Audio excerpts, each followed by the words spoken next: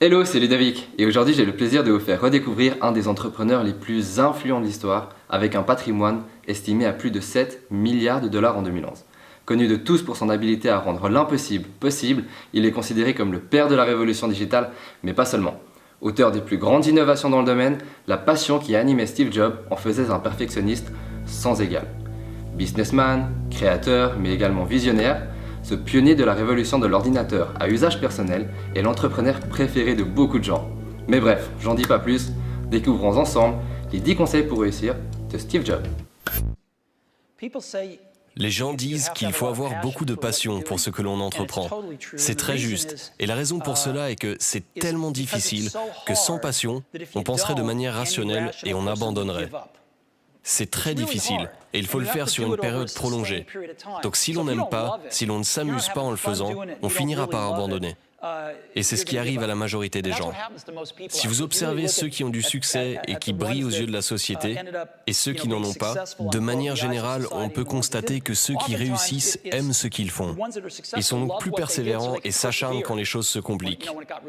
Et ceux qui ne sont pas passionnés ont abandonné, parce qu'ils ont un raisonnement sain.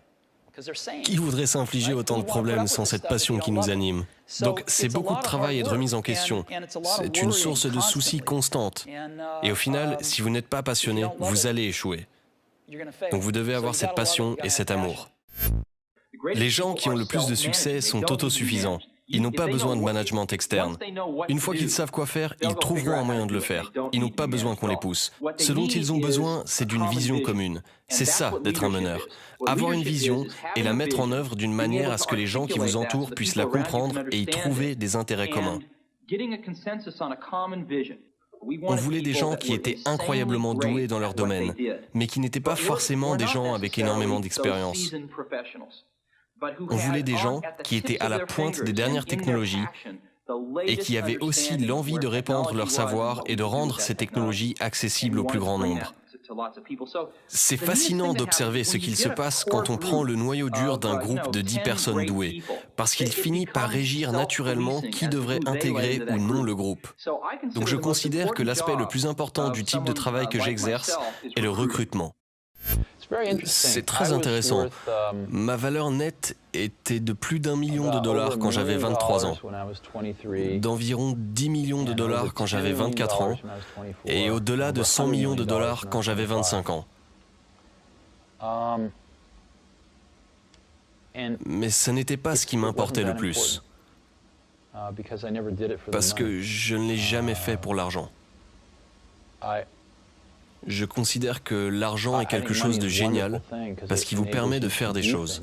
Ça vous permet d'investir dans des idées qui n'ont pas de rentabilité à court terme.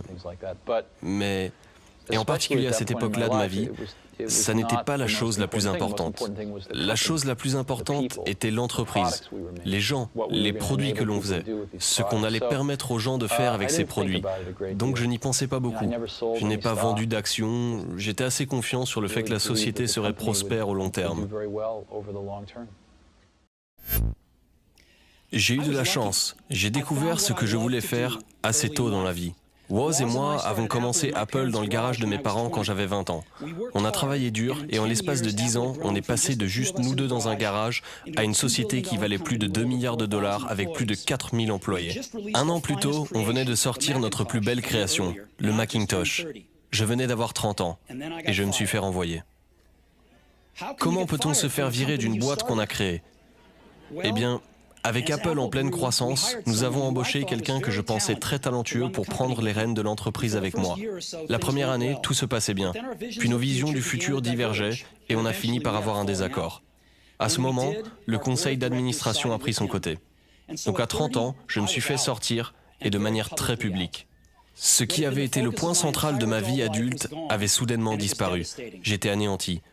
Les premiers mois, je ne savais pas trop quoi faire. J'avais la sensation d'avoir déçu toute une génération d'entrepreneurs. J'avais fait tomber le relais quand on me l'avait passé. J'ai rencontré David Packard et Bob Noyce, j'ai essayé de m'excuser d'avoir autant merdé. J'avais échoué de manière publique et j'ai même considéré quitter la vallée. Mais j'ai doucement commencé à réaliser quelque chose. J'aimais encore ce que je faisais. Ce qu'il s'était passé chez Apple n'avait en rien changé cela. J'avais été rejeté, mais j'étais toujours animé par cet amour. J'ai donc décidé de reprendre à zéro. Je ne le voyais pas à ce moment-là, mais il s'avérait que de me faire renvoyer de chez Apple était la meilleure chose qui puisse m'arriver. Le poids du succès s'estompait peu à peu pour laisser place à cette ferveur du renouveau, de la découverte. Cela m'a permis d'entrer dans une des phases les plus créatives de ma vie. Pendant les 5 années qui ont suivi, j'ai commencé une boîte qui s'appelait Next, une autre qui s'appelle Pixar. Je suis tombé amoureux d'une femme extraordinaire qui deviendrait par la suite ma femme. Pixar a eu un énorme succès en créant Toy Story, le premier film d'animation entièrement en images de synthèse, et est maintenant le studio d'animation le plus reconnu au monde. Dans une suite d'événements remarquables, Apple a acheté Next et je suis retourné chez Apple. La technologie que l'on développe chez Next est au cœur du système Renaissance d'Apple. Lorraine et moi avons une magnifique famille ensemble. Je suis sûr que tout ça ne se serait pas passé sans que je me fasse renvoyer par Apple. La pilule était difficile à avaler, mais je pense que le patient en avait besoin. Parfois, la vie peut vous jeter une pierre au visage, mais ne perdez pas foi. L'équilibre entre penser et faire. Chez les semi-conducteurs, vous aviez des gens qui prenaient des risques, comme Bob Noyce par exemple, qui a appris à faire du deltaplane à 40 ans. Ces gens qui mettent leur poste en péril pour aller de l'avant. À quel point est-ce que c'était important au début? Eh bien, après avoir vu... Ma vie entière a été passée dans une seule et unique industrie, celle-ci. J'ai donc vu beaucoup de gens fabriquer beaucoup de choses en 15 ans et j'ai vu beaucoup de gens échouer. Mon point de vue là-dessus, mon observation personnelle est que ceux qui font sont ceux qui sont les plus importants. Les gens qui créent les choses, qui changent cette industrie, sont à la fois des penseurs et des faiseurs, rassemblés en une et même personne. Si on observe un peu le passé, est-ce que Leonardo avait quelqu'un à côté de lui qui lui disait ce qu'il peindrait 5 ans plus tard, ou la technologie qu'il utiliserait pour peindre? Bien sûr que non. Leonardo était l'artiste, mais il préparait aussi ses propres peintures. C'était un bon chimiste, il s'y connaissait en pigments, il s'y connaissait en anatomie humaine, et en combinant tous ses talents, l'art et la science, le fait d'être un penseur et un faiseur est ce qui a amené un résultat aussi exceptionnel. Quand on ramène ça à notre industrie, il n'y a pas de différence. Les gens qui font la différence sont aussi des penseurs et des faiseurs. Et quand on... Bien sûr, il est très facile de s'approprier le crédit d'une idée. Le fait de faire est plus concret, mais il est très facile de dire « Oh oui, j'ai pensé à ça il y a 3 ans ». Mais quand on creuse, on peut se rendre compte que les gens qui ont vraiment fait les choses sont aussi ceux qui ont travaillé sur les nombreux problèmes intellectuels. Excusez-moi de vous couper, j'espère que vous appréciez cette vidéo. Si c'est le cas, n'oubliez pas de cliquer sur le pouce en l'air en bas à droite de cette vidéo et de vous abonner directement à la chaîne en cliquant sur le bouton rouge à côté de la photo de profil. Je vous laisse 3 secondes pour le faire. Ok, c'est bon? Merci beaucoup. On reprend. Les choses sont des paquets d'accentuation.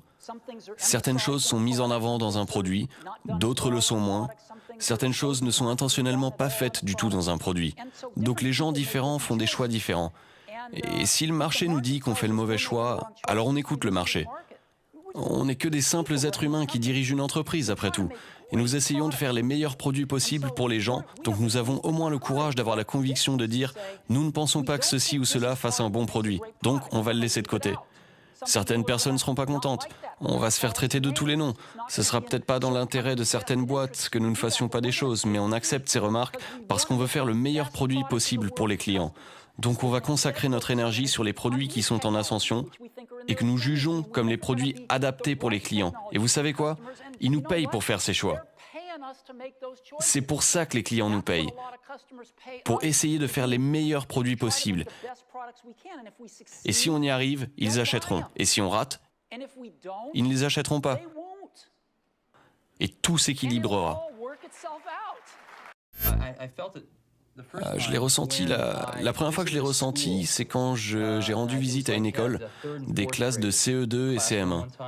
Il y avait une classe entière avec des Apple II.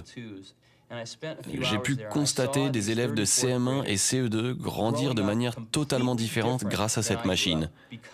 Et ce qui m'a marqué, c'est qu'en y réfléchissant, une machine qu'une poignée de mains de gens avaient créée, à savoir 4 dans le cas de l'Apple II, Puis ils l'ont donnée à d'autres gens qui ne savaient pas la créer, mais savaient la fabriquer. Ils savaient la manufacturer. Ils pouvaient en fabriquer beaucoup. Qui, eux, à leur tour, l'ont donnée à des gens qui ne savaient pas la créer ou la fabriquer, mais savaient la distribuer. Qui, à leur tour, l'ont donnée à d'autres gens qui ne savaient pas la créer, la fabriquer ou la distribuer, mais savaient créer des logiciels. Et au fur et à mesure, on s'est retrouvé face à une sorte de pyramide inversée. Et au moment où elle s'est retrouvée entre les mains de tous ces gens, l'idée a germé, à partir d'une petite graine. C'est incroyable de se dire que tout ça vient à la base d'une simple idée. Et je me suis retrouvé là, face à cette idée qui était passée par toutes ces étapes et qui avait fini dans une salle de classe pleine d'élèves qui grandissent avec des expériences fondamentalement différentes dans leur vie grâce à cette petite graine, cette idée que j'ai eue il y a des années. Et c'est une sensation incroyable. Premièrement, de savoir que vous faites partie de ça, et deuxièmement, de savoir que ça peut être fait. Vous pouvez planter quelque chose dans le monde et ça poussera, et ça changera le monde à sa manière. La mort est la destination que l'on a tous en commun. Personne n'y a jamais échappé. Et c'est une bonne chose, car la mort est sûrement la meilleure invention de la vie. C'est l'agent de change de la vie, le contrôleur. Elle range l'ancien pour faire place au nouveau. Aujourd'hui, le nouveau, c'est vous. Mais un jour, pas si lointain, vous deviendrez les vieux et vous serez rangés. Désolé d'être aussi dramatique, mais c'est vrai.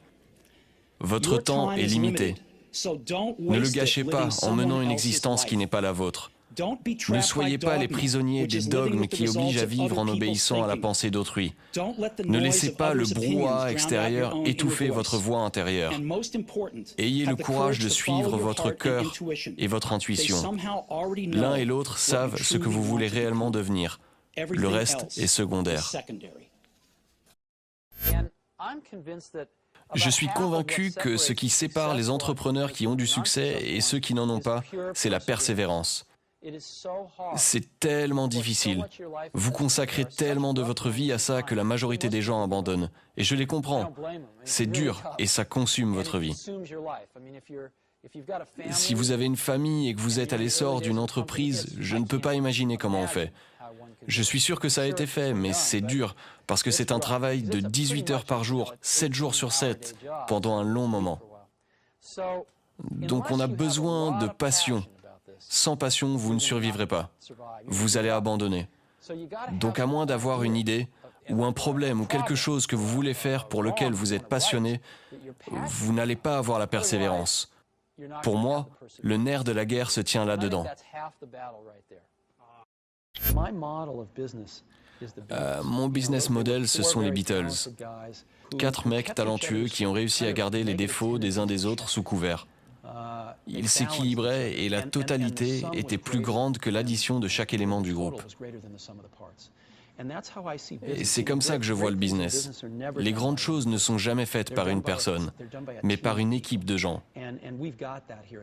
On a ça ici chez Pixar, et on a ça aussi chez Apple, et c'est ça qui me motive. Vous savez, quand les Beatles étaient ensemble, ils faisaient un travail innovant et exceptionnel. Quand ils se sont séparés, ils étaient tous bons, mais ça n'était pas pareil. Vous venez de découvrir 10 conseils pour réussir de Steve Jobs. Petit récapitulatif. 1. Être passionné. 2. Savoir construire son équipe. 3. Ne pas le faire pour l'argent. 4. L'obstacle et l'opportunité. 5. Être le penseur et l'auteur. 6. Créer de la valeur. 7. Croire en ses idées. 8. Réaliser ses rêves. 9. Persévérer. 10. Savoir s'entourer des bonnes personnes. Je viens justement d'écrire quel était mon conseil préféré en dessous de la vidéo. C'est le numéro 6. Savoir créer de la valeur. Et j'adorerais connaître votre conseil préféré. Sinon, pour ceux qui souhaitent devenir financièrement indépendants, et plus encore, pour ceux qui souhaitent devenir la meilleure version d'eux-mêmes, rendez-vous directement sur argentrepreneur.com. Et pour ceux qui souhaitent simplement avoir plus d'informations sur Steve Jobs, vous retrouverez dans la description sa biographie intitulée Steve Jobs par Walter Isaacson. Et maintenant, action!